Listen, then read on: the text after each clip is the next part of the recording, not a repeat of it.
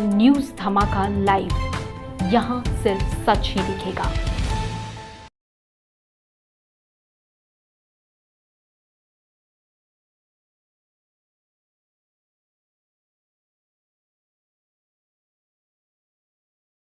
भाजपा अनुसूचित जनजाति जिला सम्मेलन में शामिल होने पहुंचे नेता प्रतिपक्ष बाबूलाल मरांडी, पूर्व मुख्यमंत्री एवं राष्ट्रीय उपाध्यक्ष रघुवर दास, सांसद विद्युतवरण महतो, पूर्व विधायक मेनका सरदार का हुआ भव्य स्वागत। महिलाओं ने तिलक लगाकर मांदर बजाकर किया सभी नेताओं का। कार्यक्रम की शुरुआत दीप जलाकर एवं देश गीत गाकर किया गया। उसके बाद मंच पर सभी नेताओं को पुष्पगुच्छ एवं गमछा देकर सम्मानित किया गया है।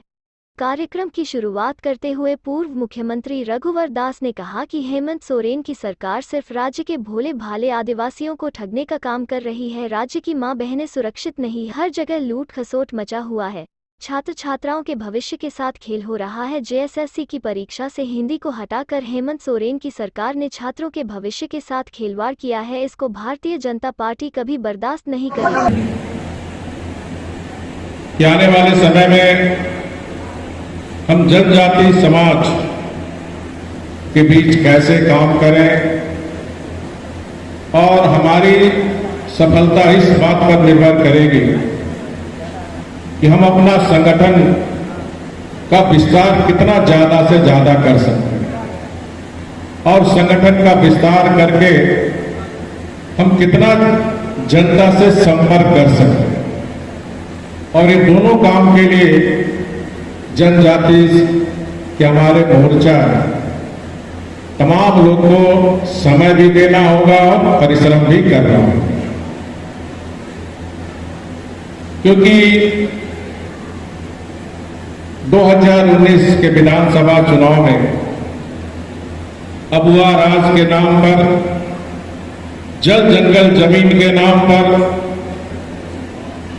और आदिवासी मुख्यमंत्री बनाने के नाम पर और बड़े बड़े हवाई वादे, लोक लुभावने नारे के साथ जनता ने 2019 के विधानसभा चुनाव में उन्हें गद्दी देने का काम किया। एक आदिवासी मुख्यमंत्री से हमारा आदिवासी समाज भी खुशी था कि हमारा आदिवासी मुख्यमंत्री अब आदिवासियों की सूद आदिवासी मुख्यमंत्री होने के नाते ज्यादा लेगी। लेकिन इस 19 महीने के कालखंड को देखें तो उस 19 महीने में सबसे ज्यादा अत्याचार, महिलाओं बच्चियों के साथ बलात्कार और 21 वर्ष के झारखंड में जो सबसे झारखंड पर कलंक लगा वो चाईबासा में 7 आदिवासियों का नरसंहार। किसी सरकार में आदिवासियों का नरसंहार इस 21 वर्ष के कालखंड में नहीं हुई, लेकिन ये श्री हेमंत सोरेन जी के नेतृत्व में ये कांग्रेस झारखंड मुक्ति मोर्चा की सरकार में पहली बार आदिवासियों का नरसंहार हुआ।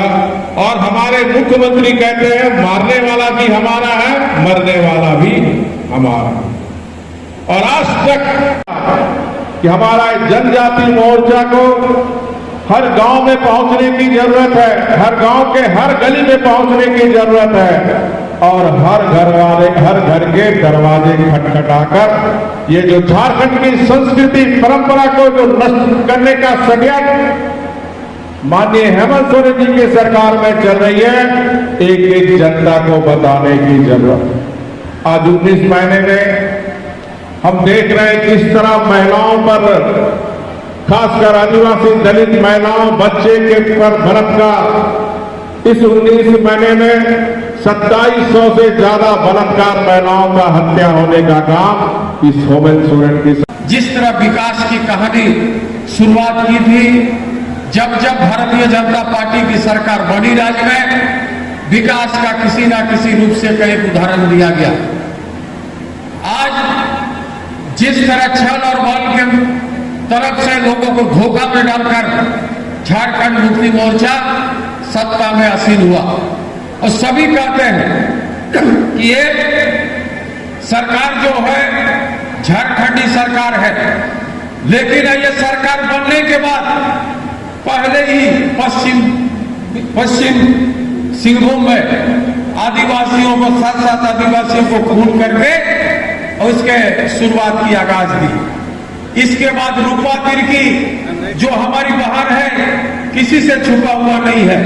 आज आपको मालूम है कि आज इतना लड़ाई लड़ने वाले हमारे प्रतिपक्ष के नेता बड़े भाई बाबूलाल मरांडी जी हैं, जिन्होंने सड़क से लेकर सदन तक एक आदिवासी महिला के साथ इस तरह जघन्य हत्या हुआ और उन्होंने सीबीआई जांच की मांग की।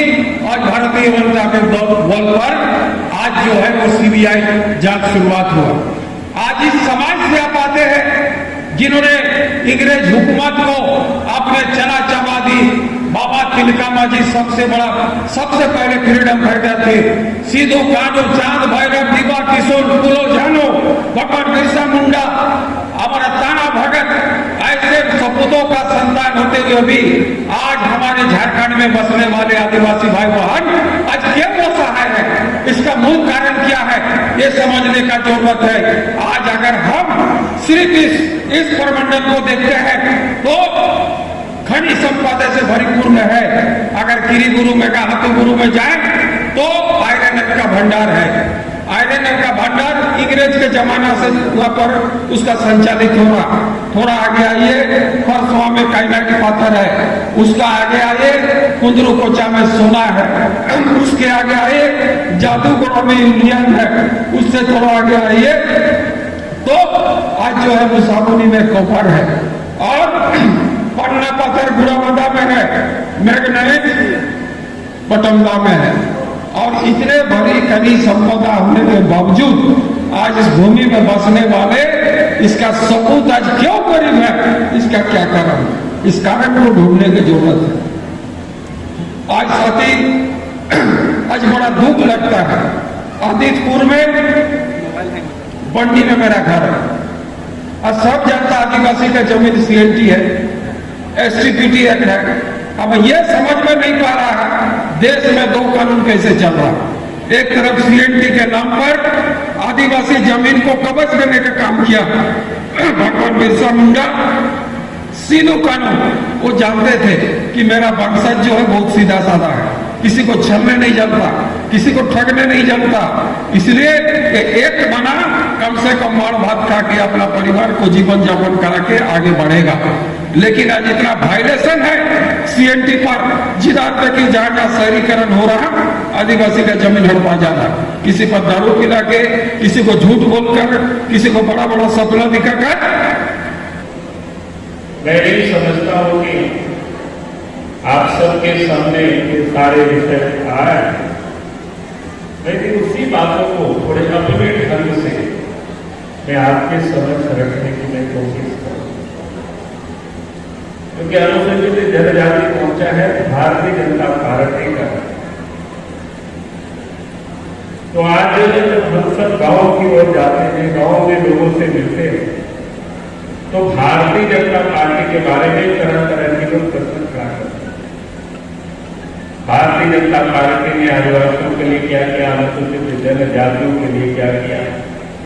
तो मैं आज सब लोगों से यही बात कहूं कि आप जब यहां से गांव की ओर जाएंगे तो आप बता सको कि इस देश और प्रदेश में भारतीय जनता पार्टी ने जितना अनुसूचित जनजाति भाई और बहनों के लिए काम किया है, दूसरी जो इस देश में कांग्रेस पार्टी की सरकार लंबी समय तक है, लेकिन उन्होंने कभी भी इन आदिवासी समाज के बारे में चिंता नहीं की, उसके लिए कोई काम नहीं। और इसलिए मैं आज आप सब लोगों से यही कहने के लिए ही खड़ा हूं, आप जरा इस बात का थोड़ा ध्यान दें कि जब इस देश और झारखंड प्रदेश में तो अलग राज्य की लड़ाई आज से नहीं वर्षों से चल रही थी, यानी जैसे देश स्वतंत्र हुआ था उसी समय से अलग राज्य की लड़ाई लोग लड़ रहे थे। और उस लड़ाई के अग्रिम पंक्ति में हमारे अनुसूचित जनजाति के भाई और बहनें हुआ करते, लेकिन कभी भी कांग्रेस पार्टी ने अलग झारखंड राज्य नहीं बनाया, बल्कि जो लोग अलग झारखंड के लिए लड़ाई लड़ रहे थे उन लोगों को खरीदने और भेजने का ही काम किया। वो किसी से आ रहे हो, चाहे वो शिबू सोरेन रहे हो, हर कोई जानता है किस प्रकार से कांग्रेस पार्टी ने इन नेताओं को बेचा, खरीदा, वो किसी से चुका। लेकिन अलग झारखंड प्रदेश इन्होंने कभी भी नहीं किया। और यहाँ के लोगों की जो मांग थी, अलग झारखंड राज्य, झारखंड राज्य के लिए जो लड़ाई को लड़ रहे थे, उसका कभी उन्होंने सम्मान नहीं किया। और अलग झारखंड कब बना? जब 1998 और 99 में दिल्ली में, केंद्र में भारतीय जनता पार्टी के नेतृत्व में, अटल बिहारी वाजपेयी जी के नेतृत्व में सरकार बनी, तब इस देश में अलग झारखंड प्राप्त हुआ। और इसीलिए मैं आज आप सब लोगों से कह रहा हूं कि अगर आज आप देख रहे हैं, हम सब लोग अपने को झारखंड के वासी करते हैं, गर्व के साथ कहते हैं कि झारखंड राज्य के लोग हैं। लेकिन झारखंड राज्य को किसने बनाया? कांग्रेस पार्टी ने नहीं बनाई, झारखंड मुक्ति मोर्चा ने नहीं बनाई, राष्ट्रीय जनता दल ने नहीं बनाई। अलग झारखंड प्रांत को बनाया भारतीय जनता पार्टी ने बनाया। जिस समय 1998 और 99 में अलग झारखंड राज्य 2000 में बन रहा था, उस समय तो शिबू सोरेन को पार्लियामेंट में नहीं थे। उस समय तो दुमका से MP हम हुआ करते थे और भारत सरकार में भी मंत्री थे उस समय। और इसलिए मैं कहता हूं, झारखंड मुक्ति मोर्चा के नेता लोग घूम करके कहते हैं राज हमने बनाया। इन लोगों ने तो राज बनाया नहीं, बल्कि राज को तो ये लोग बनाने के बदले कितने पैसे में बेचा है वो आप सबको पता है। मैं उसको यहाँ दोहराना नहीं चाहता। और इसीलिए मैं आप सब लोगों से यही कहने के लिए आया हूं कि आप लोग गाँव में जाए तो बताना कि आज जो झारखंड प्रदेश है, झारखंड राज्य बना है, इस झारखंड राज्य को भारतीय जनता पार्टी ने बनाई है। आदिवासियों के अनुसूचित जनजाति भाइयों बहनों की भावनाओं का किसी ने सम्मान किया है तो भारतीय जनता पार्टी ने किया है, अटल बिहारी वाजपेयी जी ने किया है। और इसीलिए अनुसूचित जनजाति भाइयों और बहनों को भारतीय जनता पार्टी के साथ रहना है, भारतीय जनता पार्टी के साथ चलना है। मैं यही करने के लिए आया। अभी आप तो बता रहे हैं कि आदिवासियों की बड़ी बड़ी बातें होती है, लेकिन कभी भी अलग से कोई मंत्रालय नहीं हुआ करता था। अगर अटल बिहारी वाजपेयी जी जब देश के प्रधानमंत्री थे तो अलग से आदिवासियों का विकास हो, उसके लिए उन्होंने मंत्रालय बनाया। और उस मंत्रालय में कौन कौन मंत्री रहे आप सबको पता है। लेकिन आज आप देखें तो इसी झारखंड प्रदेश के राज्य के जो पूर्व मुख्यमंत्री श्री अर्जुन मुंडा जी हैं, वो आज इस प्रदेश, इस देश के कल्याण मंत्री, आदिवासी कल्याण मंत्री। और इसलिए मैं आप सब लोगों से यही कहने के लिए, और इतना ही नहीं, आज इस देश के प्रधानमंत्री श्री नरेंद्र मोदी जी हैं, तो नरेंद्र मोदी जी ने उससे और आगे बढ़ करके इस देश की आबादी के लगभग अनुपात में पहली दफा देश के आजाद भारत में 1-2 नहीं बल्कि 8 आदिवासी मंत्री वहां बने। हमारे अनुसूचित जनजाति भाई के लोग 8 लोग से केंद्र में मंत्री बने, ये पहली दफा हुआ है। और दलित वर्ग के भी 12 की संख्या में मंत्री बने हैं। आप जरा कल्पना करो कौन काम करता है हमारे लोगों की, कौन भावनाओं को सम्मान देता है, दूसरा किसी भी पार्टी में ये काम नहीं। और इसीलिए मैं आज सब लोगों से यही कहने के लिए आया हूं, जिस पार्टी ने आदिवासियों की चिंता करती है, जनजातियों की चिंता करती है, यहाँ की विकास की चिंता करती है, तो हम सब लोगों का भी दायित्व और धर्म बनता है उस पार्टी को हमें साथ देना, उस पार्टी को हमें सहयोग देना, उस पार्टी के साथ अपने को जोड़ना, लोगों को भी जोड़ना। यही मैं कहने के लिए आज आपके बीच आया। तभी तो और उत्साह करके और खुश होकर के और हम सब लोगों के लिए, गरीबों के लिए काम करेंगे। मैं यही आज आप सबसे कहा। आप जरा देखो, जब इस प्रदेश में सरकार बनी, झारखंड में सरकार बनी, भारतीय जनता पार्टी के अलग राज्य बना, तो आप सबने देखा कि तो हमारे आदिवासी जनजाति भाई बहनों के ग्राम में तो वाहन होते थे, प्रधान होते थे, लोगों को सम्मानित करने का भी काम किया। इस सरकार ने पहले इतना बड़ा कदम उठाया, किसी ने कोई कदम नहीं उठाया। पहली दफा मांझी को भी, महतो को भी, नायक को भी वाहन को भी सम्मानित किया गया। अगर जगह उनको मिले, सम्मान मिला तो बीजेपी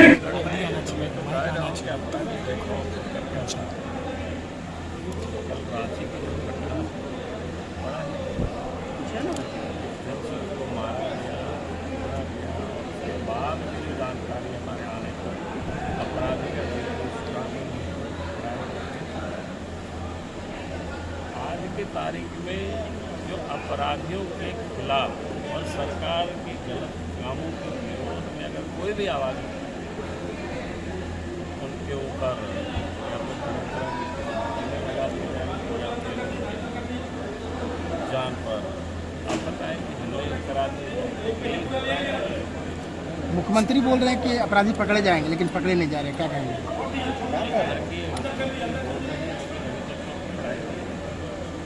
मैं तो यहाँ तक चाहता हूँ कलाम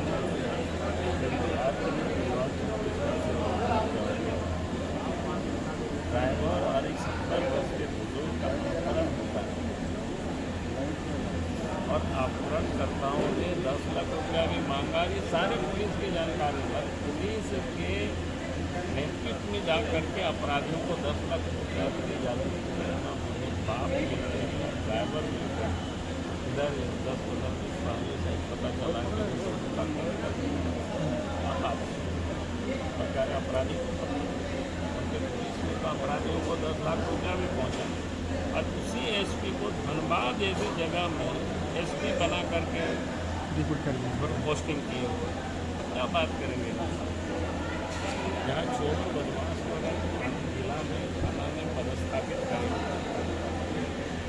और उससे सोचेंगे कि कानून व्यवस्था ठीक रहेगी, अपराधी पकड़े जाएंगे, ये बिल्कुल गलत बात। अपराधी तो नहीं पकड़ेंगे, निर्दोष को भी अपराधी करेंगे। सर जेएसएससी एग्जाम से हिंदी को हटा दिया गया है, तो उसके लिए किया है, हम लोग लड़ाई लड़ रहे हैं। जी ठीक है सर, ठीक, थैंक यू सर।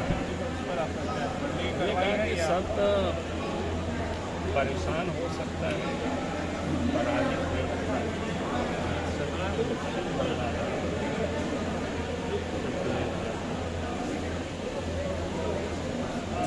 ठीक है सर।